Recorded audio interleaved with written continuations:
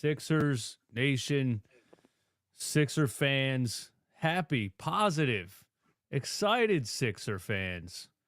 Welcome. Thanks for joining us. I am DJ Eastwood, Run It Back Philly. We got RB Philly Take. We got Sean Barnard of Pick Swap Media. We got a lot of things to talk about. And right before we came up here, Sean was like, it's a little bit more on, a lighthearted note or a positive note than the last time we spoke. So that's good. We were in the dark for how many games did Joel miss, dude? 2 months. Oh man, it was bad. It was dark times, man. And he came back last night and shocked all of us. Honestly, I don't know anybody that wasn't shocked. But yeah, thanks for being here. Do us a favor, hit the like button. Subscribe to all these channels if you're not subscribed already. And we'll get down to business, man. We got some things to talk about. RB, what's going on? Sean, what's going on? Yeah, life is good. Definitely higher spirits than last time we spoke. That I think last night even exceeded my expectations as far as how Joel looked, how the vibes were, and I'm ready to start talking about some serious playoff runs in a way that I wasn't sure we were gonna be able to have these conversations this year. So for me, my vibes are sky high right now.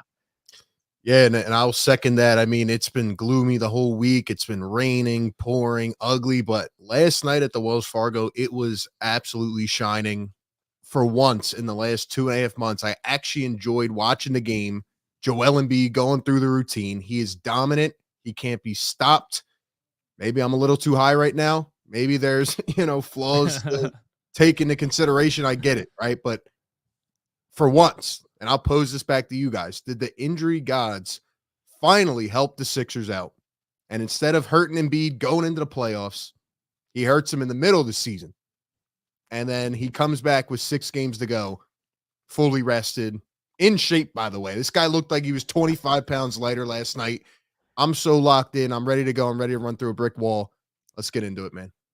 Yeah, love it. And the fitness, I guess, will come a little bit, that he absolutely looks slimmer, which I think is a big deal. He was clearly winded by the end with the hands on the knees, and that's going to happen when you take 2 months off, especially when you're 285 pounds or whatever that he's weighing in at. And even as much as like you want to be on an exercise bike or zero gravity treadmill or whatever, there's no way to replicate true basketball pace in that way. So it's good that he does have this little ramp up period. But I'm with you, RB, that I think if you were to paint the best outcome for the Sixers from an injury standpoint for Joel Embiid, it's likely him getting hurt when he got hurt. That this little ramp up period for him to go into the playoffs fully healthy for really the first time in his career. The only other real argument there is after the bubble, which during that stretch was without Horford on the team and Ben Simmons with a broken back. So can't even really count that as a legitimate chance. So I'm gassed up. I think this team's ready to run with him. And I like that he's kind of taken on a little bit more of a leadership aspect, saying that I think this team is ready. And that's essentially why I returned.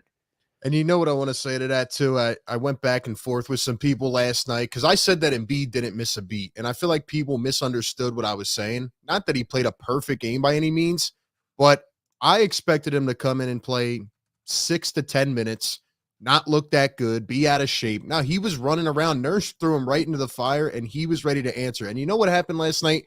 Joel Embiid made winning plays. We'll talk about a couple others that made winning plays. But when it came down to the end, when it mattered in crunch time, I didn't think Embiid was coming back in. No. He said, Coach, put me in.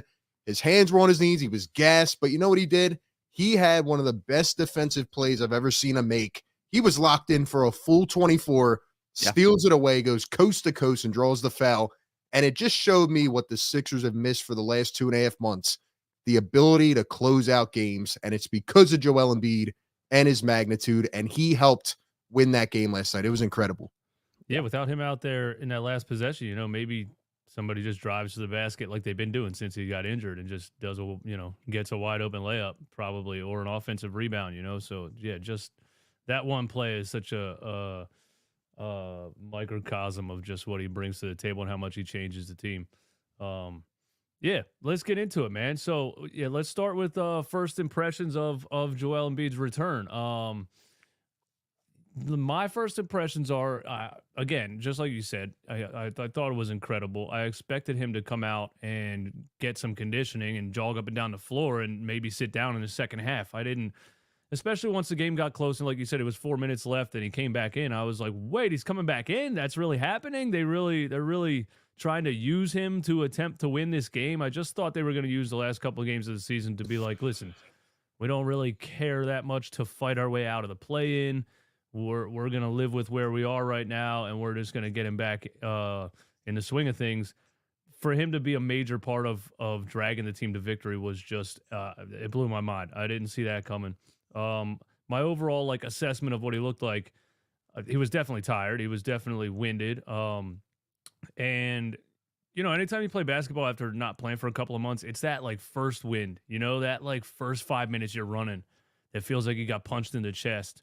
And you could see that from him. I think Nurse took him out I think he was only out there for 4 or 5 minutes to start the game when he came out the first time. So I think that'll come back pretty quickly. But yeah, he was tired. I think the bright side is that most people seemed like they assumed that he wasn't going to be healthy. I think that was the natural thought that most people had. They were like, we shouldn't force him back. It's going to ruin his career. And I kept saying, I've been saying for a straight month, I'm like, do you think these medical professionals are going to let him go back out there if it's not healed? That doesn't make any sense from a medical standpoint, and it doesn't make any sense from a business standpoint, because at the end of the day, you want him to play 4 or 5 more years so you can keep filling up this arena. You don't want to ruin his career over the end of one season. And they thought he was going to come out there and be limping around and not be healthy. And so I think it's great that we at least saw. It looks like the knee is 100% healed. He just needs to get his conditioning under him. So that was just an amazing sign to me, because most people thought he was going to be out there on one leg struggling, and it didn't look like that.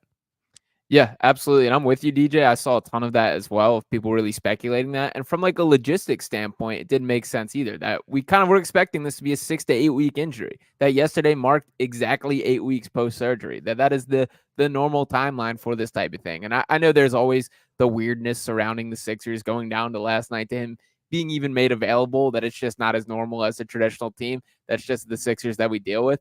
But he did look himself. He did look healthy. And I even think there was a spryness to his movement that I hadn't seen in a couple of years from Joel. His kind of lateral side to side, I think is probably directly correlated to him dropping some pounds and being thin, but he will play himself more into shape. But just that little bit of movement I was really impressed with. And also another area that I thought he took some significant strides forward at the start of this year was as a playmaker. And I thought that carried right into last night, that the decisions were fairly sharp. He was good as a passer. He was adjusting to double teams. Those were the steps that he took early on in the season. And it was nice to see that he didn't take any strides backwards in that during his time off.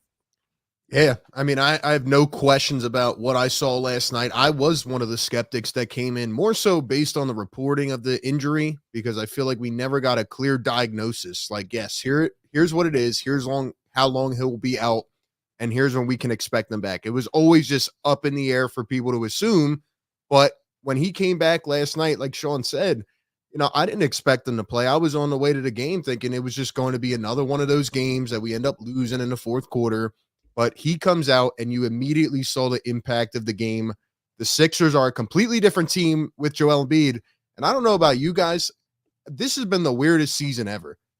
Do we remember that James Harden and PJ Tucker started this year on the team? And then at one point, the Sixers had no issues closing teams out. They would get to the fourth quarter and rest all their starters. Then Joel Embiid went down. It feels like we were in no man's land. And now it feels like they can contend with some of the greater teams with Joel Embiid back on the floor. I don't know. This whole season's just been it almost feels like timeless in a way. And here we are heading into the playoffs. The Sixers, nobody's going to think of them as a contender. Nobody's going to think of them as a team that can really make some noise. And I feel like it's because they forgot what this team looked like with Joel Embiid before. So in my eyes, all they can do is get better. All Joel's going to do is get better, in better shape, and get more comfortable. Let's, remember, he hasn't played with Buddy Hield. He hasn't played with Payne, Kyle Lowry. So now you have a sample size to see what you can throw out there. And yeah, I thought Nurse kind of played him a little bit too much last night, but it seemed like he was ready to handle it. And you got the W. That's all that matters. I think I heard that he was waving off Paul Reed a lot of times. So I think Nurse was trying to sub him out. And he was like, no. There was one point where Matt Cord actually announced Paul Reed coming in, and Reed ran in, and Joel said, no, go back to the bench. And then Matt Cord said, oh, not yet. Sorry. And it was just, everybody was laughing because Joel said, nah, keep me out there. And I think one thing we've learned, no matter what you think about Joel, This guy wants to win, man. He would not be back on the floor. There are some guys in this league that would have hung it up for the rest of the season. Not Joel Embiid. He wants to win. Yeah, I think I was going back to his rookie season, also against the Oklahoma City Thunder, his debut. But there was a game his rookie season that went into overtime, and he was on a minutes restriction, and he wasn't allowed to come back in the game, and he kicked the benches, and that was like an iconic thing.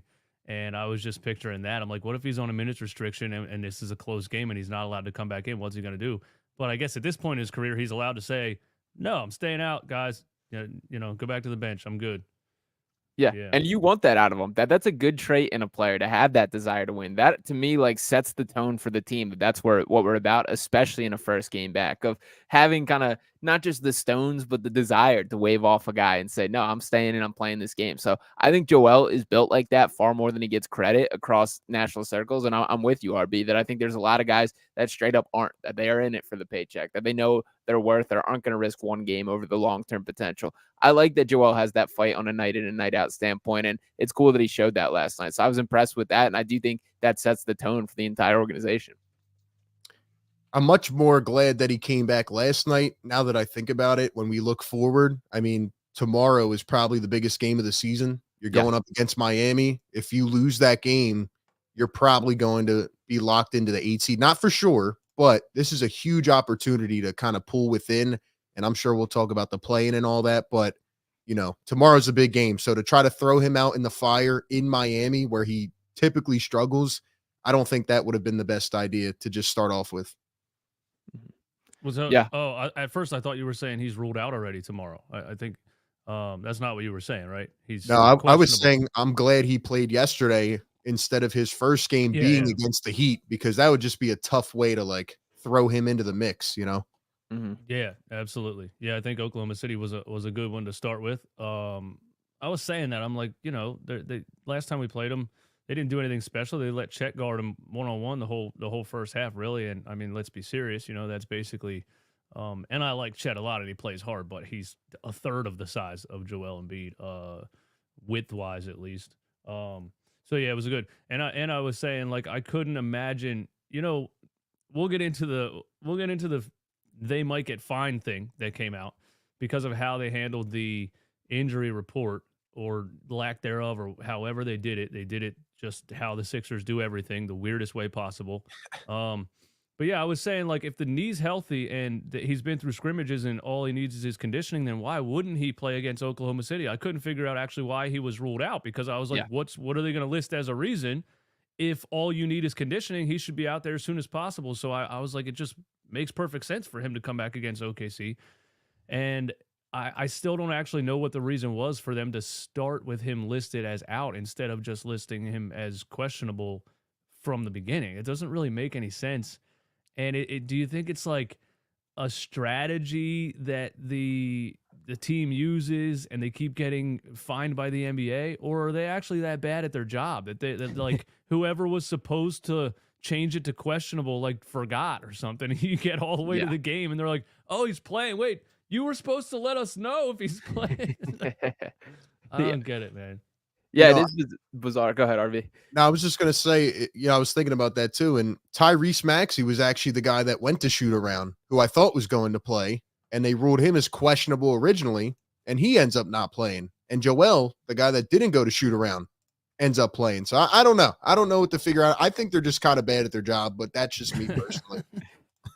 Yeah, and this will be the second time that they receive a fine for Joel Embiid's injury report, because the other time being in Denver, where he was not listed on the injury report whatsoever and then ruled out last minute. I can speak to that with Joel specifically. It's more of a collaborative decision than any other player really in the league. That this dates back to when he first got there, that every game he was listed as questionable, and every game it was go through the pregame routine. How are you feeling? What are the doctors saying? And then it's whether you play or not. And that's kind of carried out throughout his career. So I do think Joel definitely plays a hand in this. And even when you think back to how often this has been the case, that this has been through multiple regimes of this being the situation. Back to Doc Rivers, Brett Brown, even pre-Daryl Morey, with Elton Brand, whoever you want to attach to this, that it's always been Joel as the constant for this being an issue. But the bottom line is you just got to clean it up, man. Like, what's the harm in just listing him as questionable if that were the case throughout all of yesterday? Like, what is the bad part of that? I don't see the downside. So definitely strange. We'd like them to clean it up, but the bottom line is Joel's back. They've always been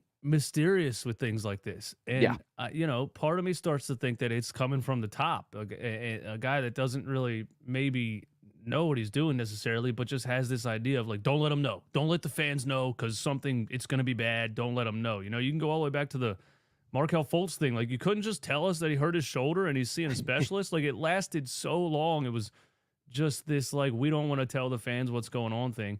And so, they just, why wouldn't they do it that way? That's exactly how they did it. So this was from Tim Bontemps on the Hoop Collective. The Sixers are going to get fined. I would say I feel pretty confident in saying the Sixers are fully aware and comfortable with the fact that they're going to get fined. And you know what? Joel Embiid's playing again, so it's worth whatever fine they have to pay. Couldn't agree with that more. Yeah. But it's just funny that this is the way that they handle things. So unnecessary, but I do agree with the sentiment there that at least Joel Embiid's back, and you know what, that is the bottom line here. And I do hope that he suits up tomorrow against the Heat. I saw he's listed as questionable on the injury report officially, and I know Embiid spoke post game that he wants to see how the knee responds, which obviously is completely fair. And if there is any sort of swelling or something like that, that changes the conversation greatly. But the bottom line is, I think my biggest concern is this guy playing himself in a legitimate shape, and that's only going to happen by him continuing to get on the court. So I would like tomorrow to be another one of those examples, especially with it's going to be a full playoff atmosphere down there. That you're not wrong, RB, that this is the biggest game of the season for this Sixers team, especially as they chase in the standings. And the Heat, who in my eyes are probably the second scariest team in the East right now, despite what the standings say. So I'm pretty excited about tomorrow and hope Joel is on the floor. Sean throwing out some tidbits there, but whether I agree or disagree, I agree that tomorrow is the biggest game of the year. And I'm a bit worried because, like you said, Joel's on the injury report, but not only him. I saw Tobias is on there as questionable. Maxey's questionable. Rocco, Melton. Like, are we going to get one of those, like, before the game updates again that these guys are playing? Are they not? Are we worried about Tyrese Maxey? I mean, guys, we got 6 games to go. Like, Tyrese, you have to be ready to rock. And even before he played a couple games ago, he was not really looking that hot. So yeah, Tyrese, okay. We need everybody. We will need everybody come playoff time. But then again, you're trying to lock up that 6 or 7 seed. So it's like, where do you draw the line? Do you just kind of sit back and say, yeah, we'll take the 8 seed, or do you try to push for it? I think tomorrow night is a big determinant in what happens. Yeah. Well, I noticed you threw Tobias Harris in there as sort of a negative, like it was part of the oh no, we're gonna play without. No, I will say that yesterday, I was hard on him because of what he did at the end of the game. That's just what he does at end of games. As soon as the pressure gets the highest, it's just it's really unbelievable. I'm like, how the hell do you airball a 13-foot jump shot inside the free throw line? But he, the more I thought about it a little bit later, he was kind of the reason we were in the game with the way he was shooting in the first half, or a big part of the reason we were in the game. But so that's, I want to comment on that, though. Like, again, I don't want to take anything away from Tobias. He had a pretty decent game yesterday, but I was just watching the little things that you see up close. Like, he's shying away from the ball in big moments. And we'll talk about Kelly. That's fun. I don't want him to touch the ball in big moments. I agree. But continue. It's frustrating, man. Like you said, like those 2 shots back to back were like really momentum swingers, and to miss as bad as you did, it almost sucked the life out of everybody sitting around me. Everybody's just like, they let out an like, damn, man. But thankfully, somebody on the playback said they were booing after the second one, the 3-pointer that hit off the backboard. We all were booing because we were like, Tobias, at this point, just get out of the way. And thankfully, the Sixers have another player on a minimum contract who, in my eyes, should have been re-signed last night. I would have went into the office and said, Kelly, we want you back for 3 years, because he's just phenomenal, man. 17 points in the fourth quarter. I didn't even know that when I was there until this morning, but holy crap. Like, 17. Kelly Oubre is a winner. Yeah. He's a winner, man. Like, he made winning plays. Just like I said about Embiid, Kelly impacted that game, man. He's just phenomenal, man. And I'm just happy that he's on this team. I really am. And I think he should be the third option. Yeah, He is. 4 of 7 from 3 yesterday. Defensively, he's jumped off the page to me all year that he's been far more committed on that end of the floor than I expected coming in. And there's a play that I tweeted out that really stood out to me last night from Kelly of him going through a pick and roll with Embiid and then hitting Embiid almost like Harden used to do on a little just backwards pass layoff. And it's like, if that's clicking in Kelly's head right now as a playmaker, like this dude is locked in and ready to be a core part of this team. And he's outperformed his contract by a major margin all year. That's no surprise. I'm with you, RB, that I'm bought in and ready to make this guy a long part of the team. I mean, I have a pretty high tolerance for guys like Kelly that they're just going to compete their ass off all game. And that's what he's been on a night-to-night basis, that I'll take a couple of the poor shots or bad heat check shot decisions that you're going to have to live with. But his competitive nature, the way that he brings it every single night, I love on this team. And the athleticism is the real deal. I'm all about Kelly Oubre and 100% with you that I want him on a part of this franchise. And you know what it is we saw Kelly at the beginning of the year. Remember what his role was, right? Just kind of like trying to find his feet in this team. And the recognition for him to come out with Embiid out and say, you know what, even though I'm not the guy that should be stepping up, let me go put up 25 to 30 a night. Like, I have so much respect for a guy that's willing to put his body on the line like that, who's not even extended long-term. Like, he's playing for a contract, and maybe that kind of feeds into it, but like just the competitive nature to recognize that and say, I'm going to be the guy. Like, he's just awesome, man. And I hope they keep him around long-term. I also think it's easier to deal with some of the things that Kelly does because we've seen a couple players over the course of the last 5 or so years now that lack confidence. Yeah. And, you know, there's just been this, oh, we need to get his confidence up. Oh, we need this. And I'm me watching basketball my whole life. I'm not used to those kind of conversations with NBA players in the first place. So you see a guy like Kelly Oubre, and when he chucks a 35-foot heat check, you're like, I like that. I appreciate that you are that confident that you are like, I'm shooting this shot. And, you know, yeah, sometimes he attacks a triple team and doesn't look around at all, but it's just, yeah, it's like you feel like he earned it because of the way that he plays the game. You know what I mean? So, yeah, I completely agree with that. And I also think that, like, speaking in the long term, like looking forward to this team, it would not surprise me whatsoever if now we start to see Tobias's minutes get cut into a little bit. That's like during the shorthanded stretch where Tobias was really playing his worst that I would say ever in a Sixers uniform. They didn't really have like the ability to bench him because of how shorthanded they already were. Now that like the roster is fully complete, and hopefully there's that even grows with guys like Covington and Melton hopefully getting back on the floor. I think now is when we can start to see Nick Nurse start to make those tough decisions. And really, if we're just looking at this with objective eyes and no dollar signs attached to it, Tobias Harris should not be in the closing lineups in a lot of nights. And I would love to see that be the actuality. And because of a guy like Kelly Oubre outplaying his expectations and showing capable of doing that, that opens the door for that to be possible. That's what it's going to take for this team to have playoff success. And if, you know, nobody else will say it, we have to. Like, Kelly Oubre has earned that role. And like, he's so likable. Like, it's really not that hard to be liked by Philly, but I saw one of the quotes he made last night, and they were saying, how did you feel when they announced Embiid was back? And he said, I felt really bad. Like, my heart sunk, but for the other team, because I knew they were about to get destroyed. Like, those are the things that win this city over. And when he goes out there, and he had a steal and a slam in the fourth quarter last night, and he's flexing up to the second level.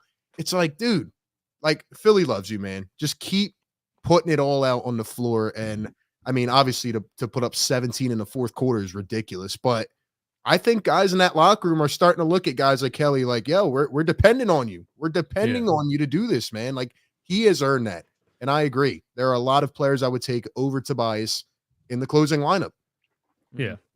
A city like Philly just really, really respects underdogs and guys with a chip on their shoulder, and you know, the hungry dogs run faster mantra of Jason Kelce, and Kelly Oubre is that guy. And again, for years we've you know, we went through the tank and we got some guys that are overpaid, overhyped, treated like celebrities their whole life, walked in here on a, you know, with a silver spoon, and Philly's like, bro, you're stinking it up. And then you get booed, and you make comments after a game about the fans booing you, and it's just, there's never, you know, Kelly Oubre made comments about when they got booed a couple of weeks ago, And he was like, dude, they were about to boo us out of the building if we didn't pick it up. I'm like, exactly. He understands why they were getting booed. It's not that hard to grasp. And guys like, Bryce Harper and Jalen Hurts have had the same kind of quotes about the team being booed. Like, we were playing like shit and they started booing us. There's no, he's just one of those guys that gets it. He gets what Philly wants. Just compete, play hard. And yeah, if you guys are trash, we're going to boo you, but don't fight back. Just accept it. Look in the mirror. Yeah.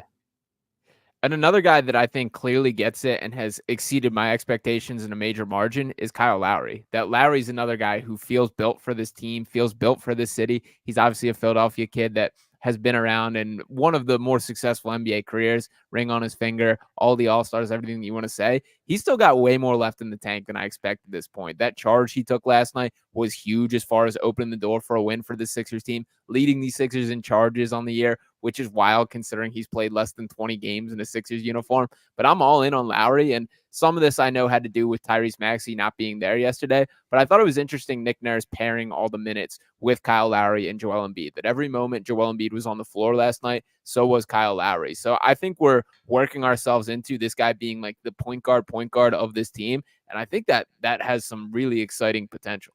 Oh, absolutely. And while we're giving flowers, one guy, I will say it, I was wrong. Cameron Payne is a bucket. This guy is a baller. And you know who led the Sixers in rebounds last night? Cameron Payne. He had 10 rebounds. This guy's 6'2". Realistically, he's listed at, I think, 6'3". This guy wants to win, man. He's another guy that gets it. And I think there's a lot of interesting dynamics, whether it's Buddy and Joel, Kyle and Joel, Maxey and Joel. Like, there's a lot of different combinations. Even you said Kelly and Joel. Like, the Sixers are about to get crafty. And I just think Nick Nurse, realistically, has not revealed all his tricks yet. I think there's a lot he's saving. And when we get to a playoff series, for once, Sixer fans are going to see we have a coach that can give us an advantage, not pull us back in a series. And what coach other than maybe Spoelstra are you taking over Nick Nurse in the East right now?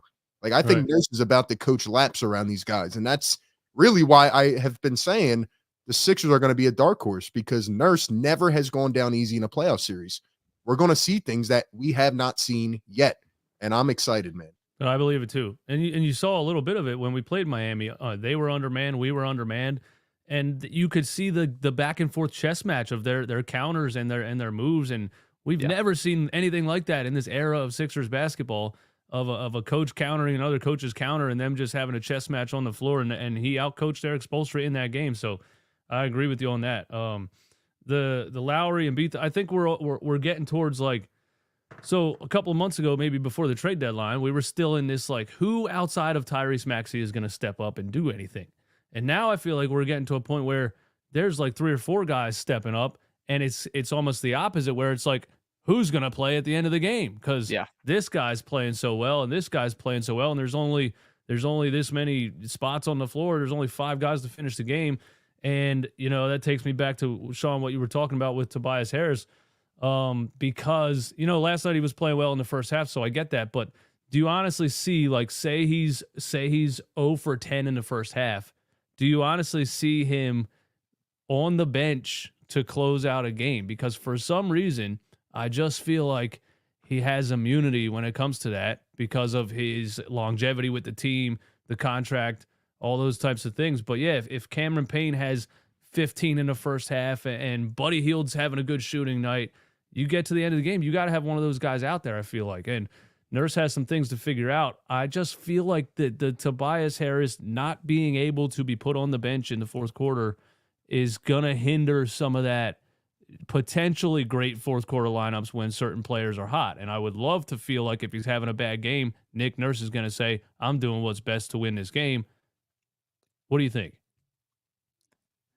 Yeah, it certainly feels that way, that he does have immunity, that this is a guy that he's always been the guy that's been allowed to play through whatever, be on the court through whatever. This is why we're trusting Nick Nurse, that it has to happen this year. And with Tobias specifically, my argument has always been against Tobias, that what is his defining trait for why he needs to stick on the court? What is the reason? What does Tobias bring to this team that nobody else does? My fault. I glitched out a little bit there.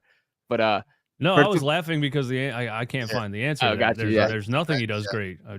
Yeah, like when you look at each of these guys on the roster, there's like the one trait that you know you're gonna get. Like with Kelly, it is the athleticism, the motor that he's gonna bring. With Buddy Hield, that he's a sniper, he's going to knock down 3-pointers. Kyle Lowry, it's additional ball handling, it's the grit on defense. Tobias is just like a jack of all trades, a master of none. That there isn't that one skill set that he brings. And for a specific like critique of last night, like he was getting beat off the dribble by Lou Dort last night. And no disrespect to Lou Dort, who's like a fine NBA player, but that just can't happen. So like I'm with you that there absolutely feels like there's this immunity. But if they actually want to take this stride to become this like championship contending team, these are the hard decisions that need to be made. And that's why Nick Nurse is in this position. So I'm not saying that I'm 1,000% it's going to happen, but it absolutely should if they want to take it to that next level. Yeah, I would probably keep Tobias. Like I would cut his minutes in half if it was up to me. Just let him come in during like certain spots and try to like, because really, let's be honest, Tobias racks up those dead points. Like I never really, see him drop 17. It's like, oh wait, he has 17 points in this game. But I mean, I think where the Sixers are going to struggle is the rebounding component. Like last night, there was a play where Chet's like jumping up against like Cam Payne or someone, and Tobias is just sitting behind Chet watching the rebound. And they showed it like 4 times on the replay. I think it was challenged. And I'm like, who's going to step into that spot? Like if I'm thinking right now off the top of my head, maybe the best bet is to go with Batum at the 4, Oubre at the 3, and maybe that's how you roll with it. But again, are we getting Rocco back? They said he was going to come back yesterday. They said he's going to come back tomorrow. When's he coming back? Like Rocco could make a difference on this team, even though Nurse kind of like pulled away from him before he got injured, which I don't understand. I thought he was playing well, but like who's going to be that rebounder next to Joel Embiid? Because we've seen it before. We've seen the dark times of the Sixers getting out rebounded in a playoff series. It is not pretty. Who's going to be that guy? And if it's not Tobias, like, I'm sorry, he cannot play. Like you said, what's that defining skill? Mm-hmm. Yeah, with the love that Nurse already has for Lowry, but Lowry doing the things that he does well, I could see him being in most of the closing lineups, even with Maxey out there. And like you were talking about how good Lowry's looking alongside Joel Embiid. And then you're looking at like, if Cam Payne's hot, are you going to run 3 guards out there in the fourth quarter, depending on the matchup? If Buddy Hield's shooting the lights out and say, he's part of the reason you're there, you would want, and you come down to a close game, you would maybe want Buddy Hield to be out there. So Nurse has a lot of things to figure out. And I think I just want to know that he has full flexibility to put whoever out there he wants, whoever out there he feels is playing the best and has the best chance of winning a game. So, there was one game, maybe a month ago, Tobias was playing really bad in the first half, and Ricky Council came in the game in the first half, and by the end of it, Tobias had 27 minutes, and he was fully healthy. So, maybe that's around where Nurse could get him to if he's not playing well. If he's having a good Tobias game, by all means, I'm not, you know what I mean? But if he's not playing well, 27 minutes, 25.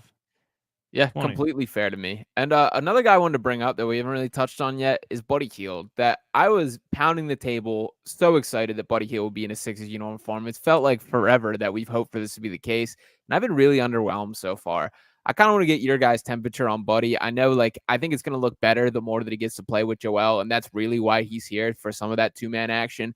But I've been just kind of disappointed in the way he's looked so far. So curious your guys' thoughts.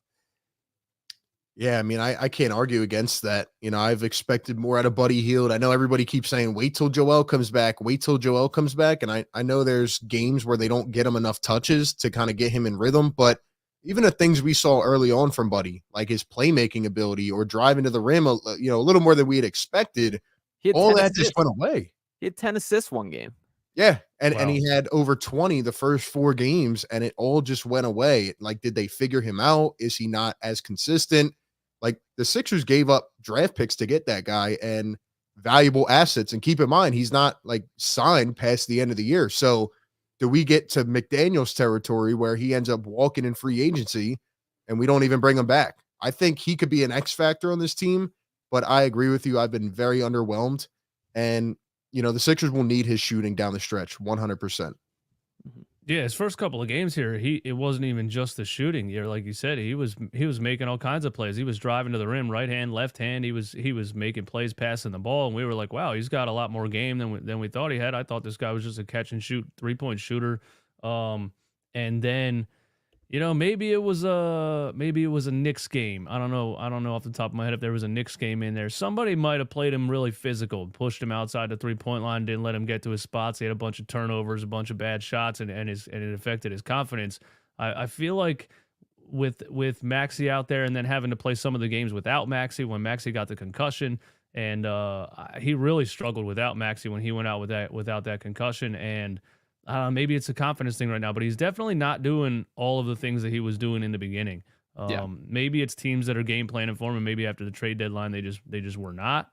But I also don't see a lot of like called action for him. Last night I did see one that I remember off the top of my head that was a Lowry and Embiid pick and pop, and then Buddy came around a dribble an Embiid handoff, and he got to like a mid range jumper, and you get him going downhill and he can step back. He can stop and pop the three. He can get to a mid-range, whatever.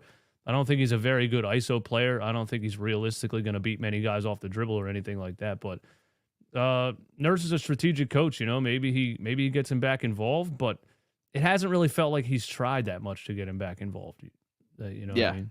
Yeah, I would agree with that too. And I guess specifically what I've been disappointed in, I think the number one thing that's jumped out is everything feels a little bit slower with Buddy Hield than it should. That the decision making, the willingness to let it fly, and even in that DHO last night, which I want to see more and more of that can be incredibly efficient offense. We've seen it with JJ Redick, Seth Curry, and I pounded the table and argued that I think Buddy Hield could be a better overall basketball player than either of those guys. He at least can hold up defensively more than either one of them can. But like even that specific play, there was still some hesitation in Buddy to just let it fly. Like there's almost like a herky-jerkiness to getting into his motion, which shouldn't be there for a guy who's throughout his entire career been one of the best shooters in the NBA. So I would love just kind of a shake Buddy by the shoulders and be like, dude, you're one of the best shooters in the league. Go let it fly more than you are. And shout out to Kyle Neubeck for writing up his article last night that there was a little bit of a conversation between Joel and Buddy last night following the game, basically saying like, you have to take these looks, but I think he does for this offense to function. But I agree with you, DJ, that I would like to see more of an effort to make sure he is getting those looks. Yeah, man. At the end of the day, it kind of just comes down to Joel has to elevate everybody. That's what it feels like to me. There are certain guys that will take the initiative, but it's just going to take a different like concept of learning to play with Joel for some of these guys. And we have to hope and pray that it happens. Like with all these deficiencies, Joel Embiid can make up a lot of them, right? But like, is it enough in a playoff series? Can he do enough based on where he's at health-wise, progress-wise, etc., to help this team get over the top? Like, can they go out and are we being too optimistic, too pessimistic? Do we think that this team can go the distance? Like, can actually win a play-in, win a playoff series in an upset, and get to the second round and try to get past the second round? Like, where are we at with that?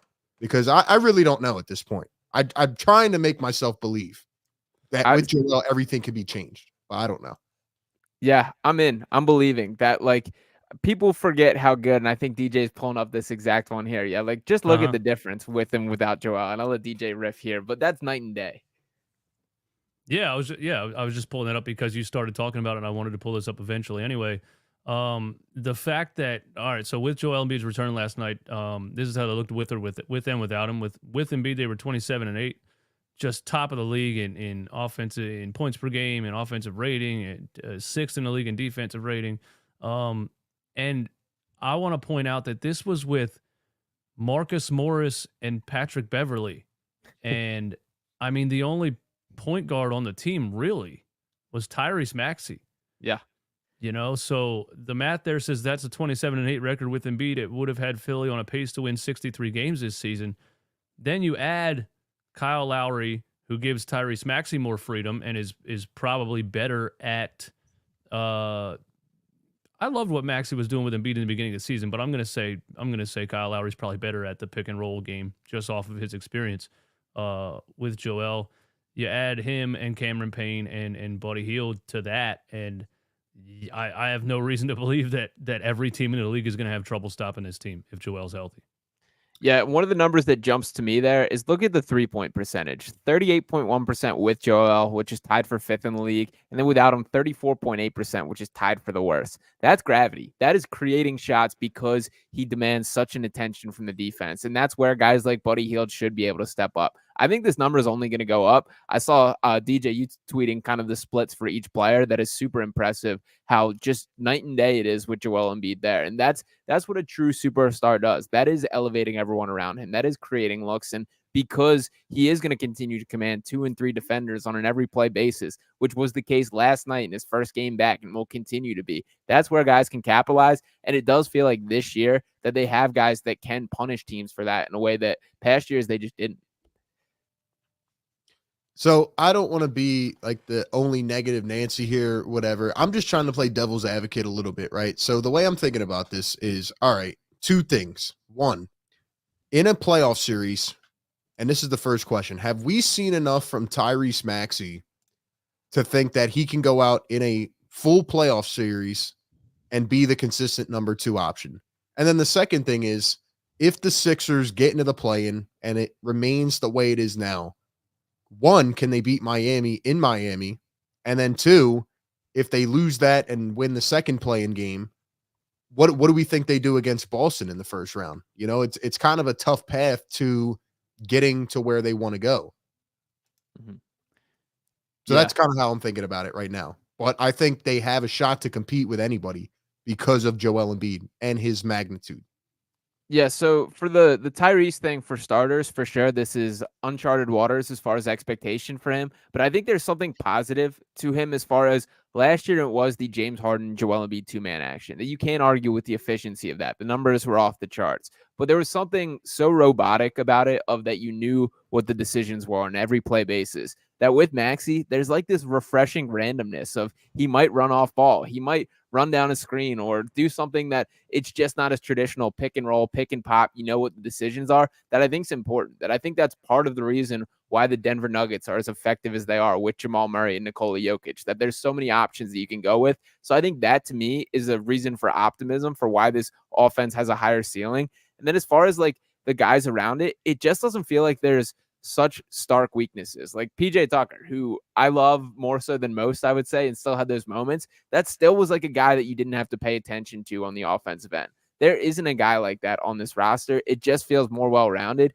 and each guy feels like their strengths and weaknesses are more built around Joel than I feel has ever been the case, which gives me optimism as well. And then the injury thing, I still think is relevant here, that we're going to see this man healthy for the first time really ever in his playoff career.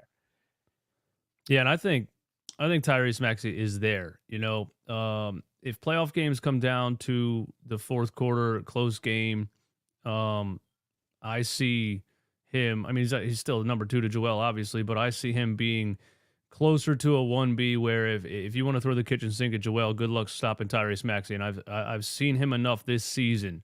Maybe not seasons past, but this season I've definitely seen him put the team on his shoulders in fourth quarters plenty of times. And not look like he lacked any type of confidence whatsoever. Just a swag about him that was like, I am right now the best player on the court. Nobody can stop me. I'm shooting the ball again. Give it back to me. Get out of my way. And that's kind of been the attitude that we've been waiting for Tyrese Maxey to grow into.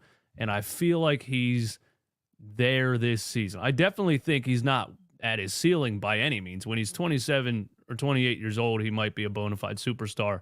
But I think he's there enough right now to be a very high level number 2 next to Joel Embiid.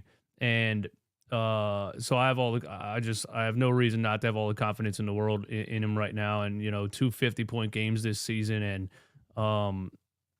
I think the Kelly Oubre thing is going to be a big part of it too, really, because looking at the Denver Nuggets, you know, Aaron Gordon's such a big part of that, having multiple options, because that's the whole goal. Like, here's our first option, right? If you take that away, here's our second option. If you take that away, guess what? Alley-oop Aaron Gordon on the baseline.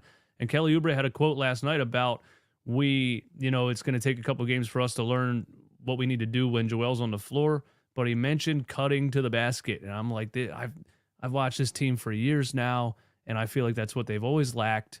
And Kelly Oubre is a guy that's going to bring that. Another reason why maybe I would rather see a more athletic, aggressive player out there than Tobias Harris in certain situations. But I think Kelly Oubre is going to be a huge part of it. And that's the big three for me right now. The Maxey and Embiid. I didn't think I'd be saying it when they signed him, but Kelly Oubre can hit you with 27 or 28 on a good night if you're paying attention to those two guys. Yeah.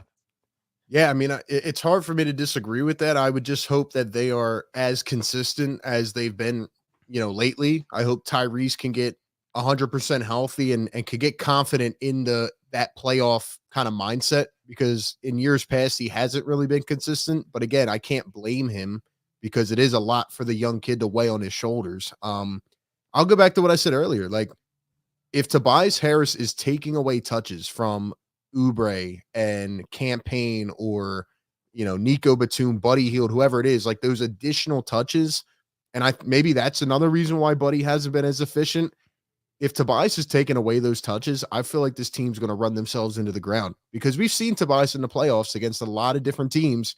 We kind of know what to expect, right? He's probably going to have one good game, but it's going to hurt. It's going to hurt the team. So if Nurse has the balls or the ability to make that big decision, the Sixers may be able to come into a playoff series and win a couple of the first games. And okay, now the other team is like, all right, we're in a bad position here. And maybe you can't recoup from that, but it's going to take a lot. And I mean, Joel Embiid has a lot to prove as well after he came out in Game 7 last year the way that he did. So I just hope that this is perfect timing. And I hope that all these other guys can step up. But, it is going to take a lot. Playoffs are a different breed. I don't think Tobias Harris actually wants any parts of that to begin with. I think the past couple of years it's been like when Joel gets shut down, we're all like, now we need Tobias Harris to step up, and then we're like, you're paid this much money, here you go. So it's kind of like he's forced into it. The body language that I see from him doesn't tell me that he wants those moments whatsoever. So if we're in that situation and he in his mind he's not confident doing it, you can just be like, listen, we overpaid you. We owe the money, cool. But you're Kelly Oubre, Embiid, Maxey, Cameron Payne's been cooking if he's having a good game, whoever else. I just think maybe you can be like, listen, if you have an open shot, take it, but you're not going to be featured in the offense just because you're the highest paid player on the team. Mm-hmm. I would hope that is the case. But I'm also worried about the things that don't happen when he's on the ball, like the rebounding or the defense. Like Sean said earlier, he was getting beat by Lou Dort last night. A couple of times he got beat. I think it was Wiggins who beat him off dribble. We get to a playoff series, you're going to have to go. I mean, they usually put Tobias on one of the better scorers too. So if it's Boston, it'll probably be Brown or Tatum or Derek White. If it's Milwaukee, it may be, Giannis at points or maybe Middleton. Tobias, we're going to need you. Like a big thing that he does is he lets a guy go by him waiting for help defense instead of like help defense is there for if you get beat. But he'll just let a guy go and turn around and look. And I have a clip on Instagram of him getting beat by LeBron James, and then he dunked on Mo Bamba. And I was talking about the lack of effort from Tobias just at the very beginning of the play. And it kind of blew up on Instagram. It has 150,000 views, which is probably one of the reasons he blocked me on all social media, because, something like that blows up and it says Tobias Harris gets cooked by LeBron James. And he's probably like, oh, there's this guy again. Somebody sent it to him. But, I think he relies on help defense too much. And you don't see that effort right off the beginning to try to stay in front of the guy. Mm-hmm. Yeah. No, his footwork and his lateral movement, I think, has gotten worse this year, and that's never been particularly a strength of his. But it feels like he gets beat baseline like several times a game. That kind of rotation out to the corner three, he's not able to either like contest and slide his feet and keep a guy from getting baseline. Feels like he can't do both, and that's a problem. And that's really going to be like put on display on the playoffs. The teams are going to circle that if you can't prove to stop it. And this, once again, is just another reason on kind of the assurance of that's something a guy like Kelly Oubre absolutely can do and has shown he can do at a high level. Guy like Robert Covington, if he's back, absolutely can do that and at a very high level. So I am very fearful about kind of the outlook for both Melton and Covington, the fact that it has been both radio silence, but both those guys are players that I think would be impact playoff players and play high-level minutes for the Sixers team if they are available. Yeah, I hope so. I mean, they're going to need everybody they can get. So, I know we're coming into these playoffs and nobody's really talking about the Sixers. And, I think they can be a dark horse team if we get that level of Embiid, especially with how he looked last night. But, it's going to take everybody. And I'm not one to just sit here and write off the season if we get beat in the first round. No. The Sixers got to this point because in my opinion, they didn't do enough to address the deadline when Embiid was out. So it's like you put yourself in a tough situation, but can this be the point where they finally get over that hump? And I hope we don't result in another second round exit. Yeah, I could see, if I had to take a realistic guess, I mean, anything could happen. They could be a play-in exit, anything could happen, or they could go all the way. I guess what I want to say is I wouldn't be mad if they got past the second round and lost in the Eastern Conference Finals. I wouldn't be mad about that. Absolutely. And at that point, you'd be a lot more excited looking forward to the offseason because, again, you got a guy coming off the books and some cap space, and then you can try to improve on what you did this season. But so I think that's the short-term goal that I think I want to see for the Sixers is be in the Eastern Conference Finals. And one of my reasons for optimism for that is I think the East is a lot weaker than people are acknowledging. That the Celtics are a team I'll throw on a little different pedestal, that they're absolutely the best team in the East and have played like it from start to finish this year. They got a ton of playoff experience, can beat in a variety of ways. The Celtics are good. But when you look beyond that, the Milwaukee Bucks, I mean, we got Doc Rivers blaming the travel staff for the reason that they lost and they're losing in road games the other day. The Cleveland Cavaliers, we've seen the Sixers team beat them twice without Joel Embiid. Orlando Magic are super young and don't have enough shooting. I don't love the way that roster's constructed, even though they've been playing very good ball. The Knicks have been hurt. The Pacers have played far better ball in the beginning of the season. Like, each of these teams have flaws, is my point. That, yes, the Sixers aren't perfect, but neither are all these teams in front of them. So give this team a fighting chance. Yeah, I missed that. I missed that Doc Rivers one. Somebody mentioned it in the Discord, and I forgot to look it up, but I didn't see what he said. What did he say? Let me get the exact quote here. That was a great. Because we've been saying we said for 3 years this guy just has a loser mentality. Like he always gets up there and makes excuses. He blames traveling back to backs. He blames the NBA schedule. It's just really unbelievable. The things that he says in press conferences after losses, but I didn't hear this one. I'll tell you guys this while Sean looks it up. Speaking of Doc Rivers, it did hurt watching Isaiah Joe just drill threes last night and how natural it looked. Missed two big ones though. Missed two wide open ones. Yeah, he did. But I'd still would take that guy on my team if it was me. Sure. 100%. For sure. And for the Doc Rivers quote here, so the Bucks are 18-20 on the road this season. Had a really bad loss last night to the Washington Wizards of all teams. And Doc Rivers was asked post game what he attributes this kind of road struggles to, and his quote was, "quote I've actually been sitting back and watching everything, not just our players, but our travel crew, everything. We don't bring the necessary professionalism and seriousness on the road." Come on, man! Like, come on. What? And by the way, the Bucks employees just taking ricochet shots left and right this year. Yeah, dude, the equipment managers like that 50 Cent meme where it's like, what are you saying for? What did I do?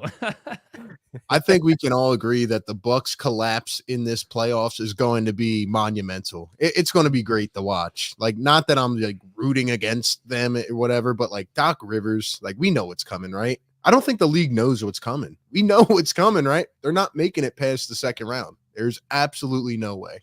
No coach has done less with more than Doc Rivers in his career. That it is unbelievable. And I really do feel Adrian Griffin wasn't a perfect coach by any means, but like Doc Rivers, you got to know the book by now. Like, I can't believe that this is newfound information to so many people, that this is a guy who does not enforce responsibility or hold guys accountable. And it feels great to have watched that happen midseason, and especially knowing what's coming from here. A lot of times I see the Bucks and I see them lose games like that and the Doc Rivers thing, and then I say, how are they still in the second seed? But anytime we play the Bucks in the regular season, and I don't want to go all NBA conspiracy theory here, but I'll just say that you don't get they're not going to get some calls in the playoffs that they get in the regular season. And same thing for the Sixers, by the way. Joel Embiid against the Who last year that were getting away with WWE in him the whole series, the Brooklyn Nets. But there's just a lot of Giannis, no travel calls, and a lot of, play halfback, plow into the defense and go to the foul line type of stuff. And I think maybe that's the reason their record is the way that it is, but kind of the reason I also still don't feel like they're a threat to do much in the playoffs. Yeah. I'm looking at these standings right here, and I want to know from you guys because, and the chat, feel free to chime in as well. But Like, are we headed for another inevitable Heat and Celtics series in the conference finals? Because I was on the Knicks for a while and I said, oh my gosh, like when they're healthy, the Knicks may actually be able to be a team this year. And in Knicks fashion, well, they're injured, they're getting unlucky, etc. Even though Brunson's having an amazing year. But like the Pacers have been shaky. Sean talked about the Magic. I don't think they're ready to take that leap. I don't trust the Cavs at all. I think the Sixers could beat the Cavs without Joel Embiid. Based on what's happened. And Milwaukee, like we just talked about with Doc Rivers, we know that situation.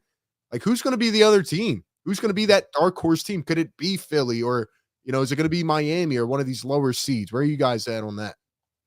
Yeah, I think it's going to be interesting the way these standings shake out. That I personally am still keeping the door open for the Sixers potentially climbing to that 6th seed. That this Pacers team has struggled of late. That matchup, we mentioned it already, but against the Heat tomorrow is going to be huge as far as standings. If they don't win that one, that probably closes the door on on getting to the 6th seed. But if they find a way to win it, they're right in the run of things here. And with the Sixers schedule from here on out, they're all winnable games. The Magic are going to be the most difficult team that they face. We're talking about playing the Memphis Grizzlies, the Detroit Pistons, the Brooklyn Nets. These are the worst teams in the NBA, and that is who the Sixers close out on. So I'm not fully closing the door for them to climb to that 6th seed. And if we want to be super optimistic lenses here, we're talking about that's a first-round matchup with the Cavs, and then that would be a second-round matchup with the Bucks, assuming they take care of business. We're then talking about a pretty clean path to the Eastern Conference Finals there. Now, I know that is a lot of breaks going their way for the Sixers to have that even opportunity.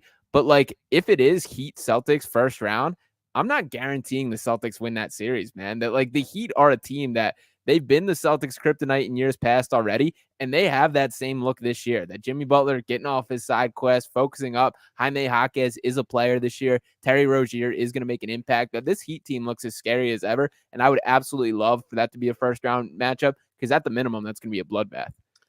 And also, the Pacers are losing right now to the Brooklyn Nets. So yeah. I mean, that would be a huge loss. And just to add on to that point, Sean, like talk about writing the story, right? Sixers get over their second round demons by taking down Doc Rivers. I mean, you couldn't write a better story, man. Couldn't write a better story. I think maybe that played into them bringing Joel back as early as they did. Maybe they would have sat him out a couple more games, but maybe they said, listen, we're actually right there. The 6th seed is very attainable, and if we, at least bring him back on a minutes restriction and give ourselves a chance to win the Oklahoma City Thunder game and the Miami game, maybe we're in the 6th seed, and now that Cleveland's there at 3, we feel like that might be our best, our most favorable matchup in the first round. Whereas if we're coming out of the play-in tournament, I'm confident against the Bucks, but I'd still rather play the Cavs, and the New York Knicks were at number 3 just a week or so ago. So I was saying I want to stay in the play-in tournament because a healthy New York Knicks, I don't want Joel Embiid going up against them in the first round, coming off a knee surgery and as physical as they play, or just the fact that, they can stagger our offense or just really shut us down on the perimeter, at least without Joel. I don't think we've seen a lot of games fully healthy against the Knicks this season with Joel on the floor.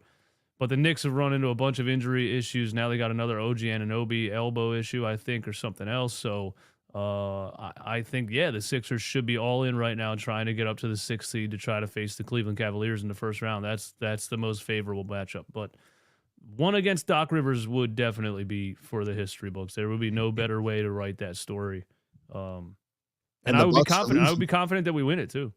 And the Bucks are losing right now to the Grizzlies. So what will the excuse be after that? They're not on the road this time. They're at home. So the thing is, they gave him the craziest part is like it's not like you can do 1-year contracts with a coach. They gave him like 4 years, $40 million. Yeah, $40 million. Adrian Griffin was done wrong, man. I'm sorry. Like it's his first year. What were they, like 30 games in, 40 games in? And they were mad about how bad the defense was. But that has a lot to do with the fact that you just traded Drew Holiday for a guy that doesn't play any defense. That's maybe not the coach. You ever think of that? Yeah, exactly. And if there was like a clear-cut candidate, like, this coach is in a gap year, like he's the perfect fit for us, I would understand it. But are we still living in this world where Doc Rivers is the savior? Like, I don't understand it. You just saw what happened in Philadelphia, and man, it is crazy. Just another example of how owners don't necessarily have any clue what they're doing. And owners a lot of times have their hands in certain things when they look at maybe they look at media, maybe they see how the team's being talked about on ESPN, and there could be just these guys that have their hands in all kinds of different business ventures, and they're like, listen, get rid of this coach. I don't like what they're talking about on TV. That's realistic. That could really be the way that things go down. I've felt that way about Josh Harris a lot before, but that could have happened with Milwaukee. It's not the guy that owns it doesn't necessarily know what he's doing. Actually, probably more times than not in professional sports. Yeah, no, I agree. One other take I wanted to add, and this is kind of off topic, but now that I'm looking at the Celtics record there, I'm just thinking about it. If the Celtics don't win the chip this year, or at least get to the finals, like it's time to have a convo about Jason Tatum, right? I mean, it's never been served up on a silver platter like this for the Celtics, and Tatum has had everything you can ask for, build around him in Boston. I mean, if the Celtics don't get there, like it's time to have a serious combo. But that's just kind of a side take. Yeah, I think one thing definitely an angle that people take a lot is that why is this team so bad without Joel Embiid? And then they'll say like when Tatum's out, the Celtics don't fold like that. And I think part of it is that Joel Embiid's such a superstar that the entire thing revolves around him. The entire system revolves around him. You're taking away the actual nucleus of the whole thing when he's gone. And Jason Tatum's a very good player who's the star on the team, but is he the actual nucleus of the team? Does the team completely fall apart when he goes away? No, because he's just, I think, the number one, but just part of the system, really, compared to a guy like Joel Embiid. I always compare Joel to Nikola Jokic as far as impact on the team, and that's why I'm like, how scared of the Nuggets would you be without Nikola Jokic? Would Jamal Murray lead them to the finals? No. You know what I mean? So that's how I always look at the Sixers without Joel versus the Celtics without Tatum. I just don't think Tatum's on that level of superstar. Agreed. We got a couple super chats we got to get through. Go ahead, Aubrey. You were going to say something? No, go ahead. You're good. Chris said, go ahead, Sean. I do think that there's like a notable gap between, I've always been against the Tatum and the MVP conversation. Did he freeze? I think he's bugging out a little bit. We lost your audio, Sean. Are you still there? We lost Sean's audio. I say just go through the super chats. He didn't come back. Sean didn't come back. Somebody message him. Type him up. Oh, back now? Oh, are you there? Yeah, there you are. There you are. We lost everything you just said, basically. Yes. I think he's still behind. I think he's lagging. Oh, okay. Chrissy said, yeah, the only reason I know Tobias has points during the game is the fact that he never makes shots, and it's a big thing. He's an NPC at this point. Thanks for the super chat. Mr. Rudy, I don't have much faith. Who do you think is the player employed to dive at Joel's knee? Last year it was Cam Johnson. I say Caleb Martin or Pritchard. Hopefully nobody. Pritchard, Caleb Martin, Neesmith, Crowder, Suggs, and Hart. One of these guys will full throttle dive at Joel's knee. I just expect this type of goofiness. Yeah, I'm not even gonna put that energy into the air. Yeah, Mr. come on, Rudy. Rod. Come on, Rod. Come on. I love you, but somebody was in my playback. I blocked him, and he's a guy that's been in there for a while, and I could not believe what he said yesterday. And I was like, kick him out, get him out of here. And he's like, I didn't mean it like that. Get him out of here. The fact that you would even, you know what I mean? Like, yeah, I don't think there's a player that's diving at his knees. Shout out to my guy Rudy, man. He's always coming in supporting, but I'll be honest, he has turned full Negadelphian this season. I mean, even in my streams, he's saying that he doesn't believe in Tyrese Maxey anymore and he can't do anything. And come on, Rudy, you got to have a little bit of hope. Let's go. But here's the thing too, man. And I had to train myself a little bit over the past couple of years. A lot of people are in these Facebook groups, on Twitter, all day, every day. And I'm not saying you are, Mr. Roddy, but if you read the internet every day, you can now disease your own opinion with these insane negative keyboard warriors, and it just might not be reality. Like back in the day before social media, you didn't hear from these people. These people didn't have a voice. Now everybody has a voice. And sadly, there's not yet an IQ test to make a social media account. I hope one day we get there. But for now, anybody that can move their fingers is allowed to type something. And there's just There's so much negativity. It blows my mind. It really does. There's Sixers fans that hate Joel Embiid. There's Sixers fans that, yeah, they want to see Tyrese Maxey fail. It's so odd, but it's not new. It's just the fact that these people have never been heard for before social media. Yeah, no, I agree. And I do, I'm right there with you. Like, even on this post I put out a couple days ago, it was an April Fool's joke saying that the Sixers had re-signed Tobias. And, there were people on that post saying, this would be a great contract, like get him at $16 million a year. And I'm like, there's no way you think that. There's absolutely no way that you would be happy with that. So I'm telling you, dude, it's Rudy. If you're on Facebook, get out of there. There's something out of all the social media. There's something about Facebook groups that is the most negative, insane takes I've ever seen in my life. My mom is still in the Phillies one for some reason, and she was talking about how the people wanted Bryce Harper gone after the first 2 games of this season. And I was like, you got to get out of these Facebook groups, because that's just not a thing that people with a brain say. Yeah. No, it's wild, man. Yeah. And for the trade Joel Embiid people, I would just like to ask, like, how did you enjoy watching the last 2 months of basketball? Because it's straight up intolerable. That it was just brutal watching all that. So yeah, Facebook is kind of the dregs of a lot of those conversations, and it happens a lot. But yeah, it's a wild world we live in with how much goes on like that. Well, Facebook's a little bit older, I think, and I think the demographics a little bit older, and I think a lot of them kind of stopped watching basketball for the most part, but they still want to have the conversation. So, it's kind of like Facebook is my uncles. My uncles are like that. Oh, but Embiid, isn't he hurt again? Oh, he's never gonna do anything. They don't even, they don't watch it. Get in the post. Yeah. Yeah. I think Eastwood hit on it perfectly, because there's no, there's no requirement of accountability. Like on Twitter, I can make a fake page with a Joel Embiid profile picture or a Tobias Harris profile picture. And if I say something that's utterly ridiculous, who cares, right? Who's going to find me or know who I am, So like, after a bad Joel Embiid game, these guys come out, Joel Embiid hater 23, and they're like, Joel Embiid's the worst player of all time, trade him.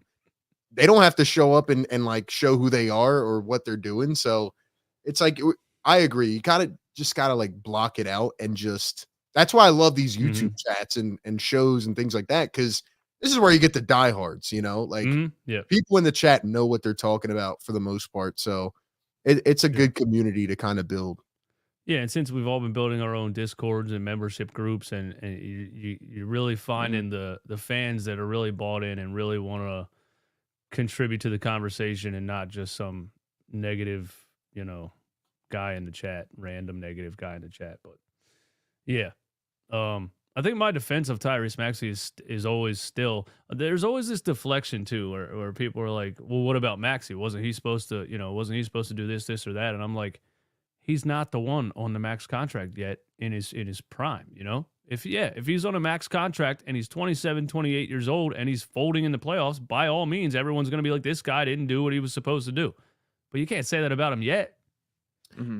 And the amount of stuff he has sheltered as a 23-year-old and the experiences that he's built up already, like, imagine in 4 years what he will have gone through already. It's not like it's his first time making the playoffs. Like, he's been thrown into the fire, man. And another reason I have a hard time kind of holding him down against the fire is for how much he's already exceeded expectations. Like, the fact that he's a legitimate number 2 option on the Sixers team is wild in his 4th year in the NBA, or him progressing at the rate that he has, adding the 3-point shot, adding all these layers. Like, he's so far ahead in his developmental arc than we could have expected for a 23-year-old kid that was the 21st overall pick, that it's like, no, he's not perfect. Yes, he still has ways to go, but he's way more on track than anyone could have ever predicted at this point. And the work rate, the energy, the effort level, the way that he carries himself, everything just checks out to me. So I'm with it on Maxey, and we'll defend him as well. Nick, another super chat. You said diehards. I'm a diehard Paul Reed fan. Who else agrees he should start next to Joel Embiid? We need that spacing. B-ball shooting 40% from 3. I think Paul Reed has improved in his shot, but that doesn't necessarily mean defenses respect it yet, So I don't think that really helps the spacing as of right now. Nobody's running out to the three-point line at Paul Reed, which is probably a reason that he's shooting 40% from three. If people started playing defense on him at the three-point line, maybe that percentage wouldn't be what it is. I mean, I feel like I could pull up every Paul Reed three-point attempt this season, and it's probably wide open, right? Yeah. So that doesn't really help the spacing, I don't think. Yeah, and spacing's weird because like it's kind of one of those give and take that, you know, like there's players that you're more afraid of as shooters than kind of their numbers indicate that it feels like they're better than they are, and there's other guys that you're going to force to beat you. And Paul Reed is one of those that it's like, you know, teams are going to live and die with whatever he shoots if he's on the floor in this type of situation. I will say I'm disappointed and some of it obviously due to Embiid's injury, but even dating back we didn't get to see a lot of the Paul Reed and Embiid lineups sharing the floor. I do think Paul Reed could be cut a little bit from that Aaron Gordon type mold that we're talking about to be a guy that scraps, does the dirty work, allows Joel Embiid to be the primary scorer and guy that kind of patrols the paint. So I am with it that I would have liked to see a little more Embiid and Paul Reed, at least to just see what it looks like. But yeah, I think overall, my theme is slightly underwhelmed in kind of the developmental arc of Paul Reed, that he hasn't quite taken those next steps to be that type of option for the team. But shout out Paul Reed, man. He's been playing much better lately. Yeah, shout out to Paul, and I'm glad that he gets to kind of slide back into his role of that backup five, and that we don't have to watch Mo Bamba, hopefully, for the rest of the season, because it was a tragic experience.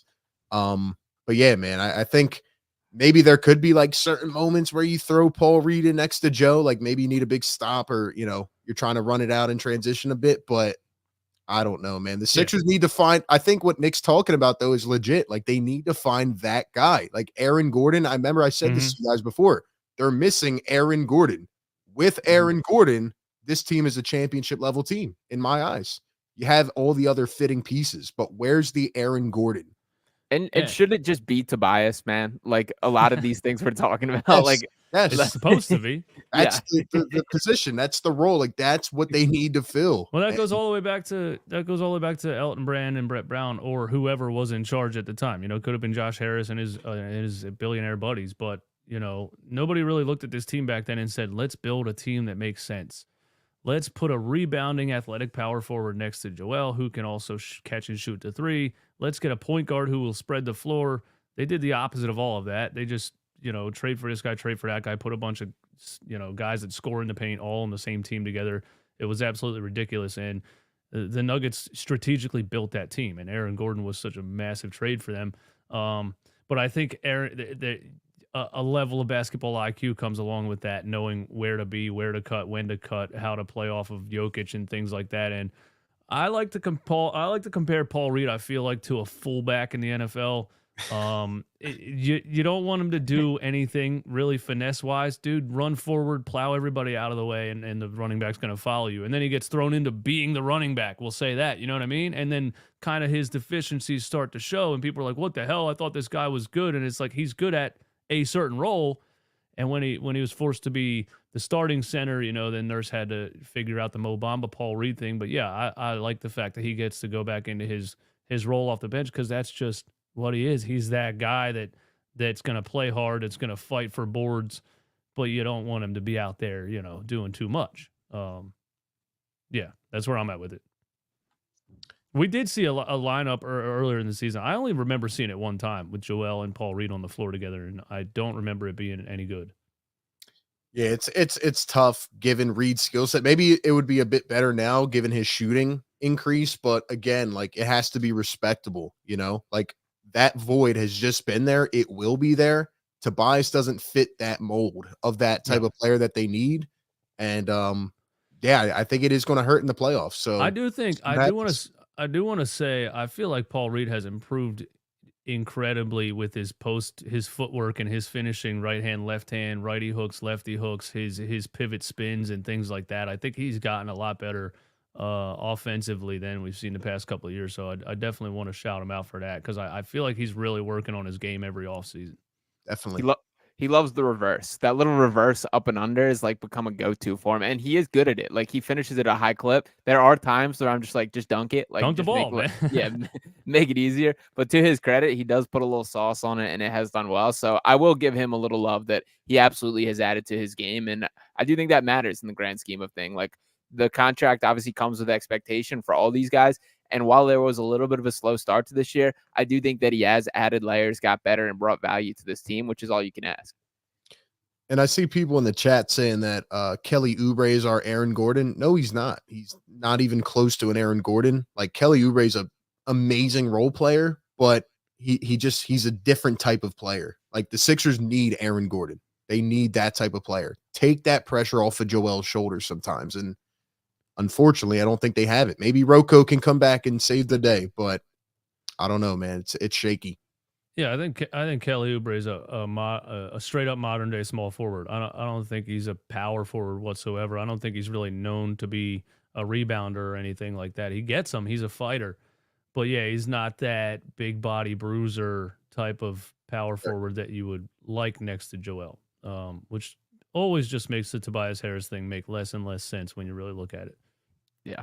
The thing that I will point to towards Kelly and kind of the Aaron Gordon comparisons, it is still that lob threat kind of outlet that he does provide. And I do think that's like incredibly valuable offense that's so difficult to guard. And it's one of the reasons the Nuggets are efficient as they are. Kelly is capable of that. And those baseline cuts and that kind of dunker spot niche that he carved out for himself at the beginning of the year, I do think that's all relevant. Like there were a couple putback dunks that stick in my brain from earlier in this year that's exactly what you want from him. So from like a role standpoint, I get it. He's definitely not a carbon copy as far as a player, but I also think like as far as an archetype for a career, I could see Kelly following a similar path as Aaron Gordon. That Gordon was the guy down in Orlando for a little bit and then saw that like this doesn't quite equate to winning for me getting up 20 shots a game. Kelly kind of had a similar opportunity that I think this year has been an example of him having a little bit of that realization that I'm obviously a very talented basketball player, but for me to maximize my role on a team, it might not be things running through me. And I do think he's realizing that, which is to his credit. And obviously it's been fitting on the Sixers team. So still a shout out, Kelly. Yeah, he definitely benefits from being a high level role player with not a ton of expectations. He just gets to come in and just attack. Really, that's your role. That's what you're best at anyway. Just attack. And so when he gets to play like that, you see it. You know, he might be having. I didn't look at the numbers, but is he having a career year? You know what I mean? I think he might be having the best time he's had in his career. I think he's having a lot of fun, and I think he likes his role in the team. You know, after being in Charlotte, where really he was just chucking up shots because there was no identity whatsoever and almost not getting signed to an NBA team at all to get in this opportunity, you know, again, sign Kelly Oubre. Yeah, I agree. And, you know, Kelly even talked about Charlotte. He said, I had no desire to really play in the city. Like the fans didn't care. It felt like you're just going out there to go to work every day. Here, he's actually having fun, and you can see that. And that's why guys love to play in Philly. So, yeah, I think he's earned himself a pretty good payday, you know, maybe in the range of like 10 to 15 a year. He's earned it in my books. I would not hesitate. Yeah. It's always going to be anytime lots of players come to Philly and they're like, oh, this is my favorite place to play. You know, Philly, New York, and Boston. You don't really get hardcore passionate fan bases outside of that on that level that those three cities are. Those three cities are just sports cities. And once you play in one of those three cities, I feel like everything else seems like, yeah, Charlotte. I mean, that, you know, it's like Kyle Kuzma in Washington, you know? Yep. Yeah. Yeah. Or Jordan Poole, you know? He's probably hanging out till like 30 minutes before the game, like, oh, I gotta go play a basketball game.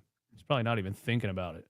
Yeah. And there's some guys that's what they're built for, that's what they prefer, that this is just a job, something they do. But if you are built for wanting the biggest moments, that like Philadelphia catches so much heat for being overcritical of players. But I think a lot of people don't give the right attention to the other side of the coin, is how much they'll defend you and be at your back when things are going well, or when you do leave it all on the floor the way that guys do. And that is the beauty of Philadelphia as a sports town. And I'm with you that New York, Philly, and Boston, maybe Chicago at times, I might throw in that mix. Is kind of a good sports town. But yeah, those are the elite of the elite. And Philadelphia, like when you get it, you get it. And I think Kelly is a guy that does. Yeah. You guys got anything else before we get out of here, man? Thank everyone for coming through. Thanks for hanging out. That we appreciate the participation in the chat. We appreciate you listening to us. Tomorrow's a big one, man. Tomorrow's another big one, and that's gonna, you know, you were right on, Sean, when you said, you know, if we lose that game, it might close the door of us getting that 6th seed, and then maybe we just accept the fact that we're probably gonna end up in a play-in game. So tomorrow, there's a lot riding on it, and I'm excited for it. Yeah, and beyond tomorrow, just to kind of note that obviously tomorrow is the big one, and then it's against the Memphis Grizzlies, the San Antonio Spurs, the Detroit Pistons, the Orlando Magic, and the Brooklyn Nets. So tomorrow's a tough one, but beyond that, it's pretty smooth sailing. So they can take care of business. It is up for grabs. So I guess if you want to wrap up with a little prediction for the final 6 games, that would be cool. Yeah, let's do that. The final 6 games. Yeah. The thing is, like, I feel like if we were in the middle of the season, they would have brought Joel back maybe last night. Then they'd probably sit him a game and see how he feels. And so I don't really know what they're gonna do. Are they gonna play him all 7 of these games and really just ramp him up and get him ready? Is there gonna be a couple of games that he doesn't play in this final 7 games? They do have Grizzlies and Spurs is a back-to-back, so I do think that's worth noting here. So I think it's probably unlikely he plays in both of those. Yeah, he's not playing both of those. No way. Yeah. And who knows? I'm gonna go 6 games left. You said? Yep. 5-1. They like finish the season out 5-1, and they end up in the 6th seed. That's my prediction. Love it. I'm going because I think Embiid's not going to play one of those back-to-back games, and I think tomorrow's going to be tough. So I'm going 3-3. I think they go 3-3. They finish in the 8th seed. They lose to Miami in the play-in, and they beat Atlanta. And we got Sixers Celtics first round. And we'll leave it up. I can't even handle it, man. I cannot handle a Sixers Celtics first round series, man. I can't handle it. I feel like it's coming, man. I really do. And I think the Sixers can give them some trouble, but I don't know. The Celtics are tough, man. I will say, though, looking at the whole standings, like there's not many teams I trust in the whole NBA right now. Keep in mind, a lot of guys are injured too, like even in the West. Like the Thunder and the Timberwolves are at the top of the West with the Nuggets. Like I don't really believe in those championship teams. So isn't it great where we're at right now in the NBA? Because remember when every year it was LeBron versus the Warriors, and it was kind of like, what's the point of even watching the regular season? And now it's like there's so much parity and there's so much competitive nature and teams. This is the first time in a while I feel like you can't point at a team and say that team's definitely getting there. Absolutely, 100% agree. Yeah. Besides Celtics fans, they think they are definitely getting there, but Yeah, as much as RB says it feels like destined for the Celtics, I kind of feel like it's destined for a Sixers-Bucks series at some point. That they have not had this kind of Giannis and Embiid clash, and you add the Doc Rivers and the Pat Bev sub-storylines to this, that it does feel like that's kind of destined to happen in my mind. I think they close this out. I'll go 4-2, and I still think they climb to that 6th seed. That I think tomorrow is obviously the big one, and that's going to be kind of make or break in my mind. But I'm pretty optimistic about the Pacers continuing to slide and that door being open. I'm feeling great about the Sixers team, and I think beyond just obviously Joel Embiid mattering from basketball perspective, I do think there's a newfound belief and emotional lift that has been brought onto this organization by his return. So I think they ride that. So I'm looking at Miami's final games. They got the Sixers, Rockets, who have been red hot. Then they play Indiana, which is a very interesting game. Like they play each other, which could determine a lot. But then they finish off with Atlanta, Dallas, and then the Raptors twice. So, you got to hope Miami slips up a little bit. Yeah, and tomorrow's the big one. That like if the Sixers can pull that one, there's 2 big ones. It's obviously Sixers Heat, and then the Heat Pacers are going to be huge games to watch for all of this. The other thing that I'll note is the Hawks. Like I guess they do have a little bit of gap behind them in the standings, so it's not as important. But they're still a team that's kind of figuring themselves out. So I don't think that's a game to overlook either. If the Sixers win tomorrow, I think I agree with you, Sean. I think they end up playing the Bucks, but tomorrow's a big one. Yeah. So, Sean, you think they're gonna, if they end up you think the Bucks are gonna fall to 3? Is what you're saying? I either that or I do think that ultimately happens. But even if it's a second round, if they go Cavs and then Bucks in round 2, I'm totally cool with that being the case as well. And I definitely see a world where that happens. Yeah, same. And again, Doc Rivers continuing his Doc Rivers ways and then facing the Sixers in the playoffs would just be a story of all stories, man. I hope so, man. Also, the Pacers are down by 3 with 8 minutes to go against the Brooklyn Nets. So let's hope, man. Hey, man. Guys, thanks for coming through. Are we live on all 3 channels right now? Yeah. All right, we're live on all 3 channels. If you're not a subscriber of RB or Sean, my guys, go over there and subscribe and vice versa. Come over here.